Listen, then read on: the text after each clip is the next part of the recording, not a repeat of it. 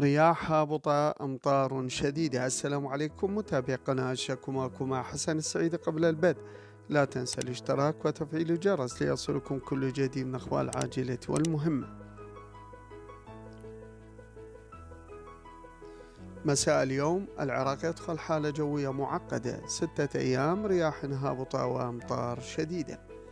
تشير خرائط الطقس إلى تعرض عموم مدن العراق لحالة جوية مركبة تستمر لأيام، مما تسبب بجولة مطرية على مرحلتين وتتسم بالغزارة والشدة وتستوجب الحذر ببعض المناطق.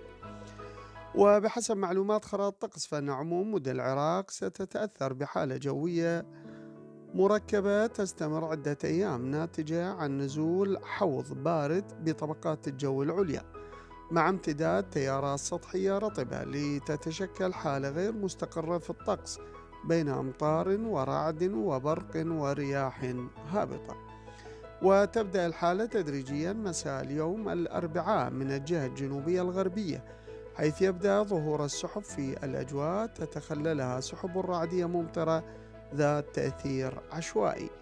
وستكون الحالة على مرحلتين، تكون الأولى أقل شدة وتبدأ اليوم الأربعاء وحتى الجمعة المقبلة، وتؤثر على مناطق متفرقة من الجنوب والفرات الأوسط وبعض مدن الوسط.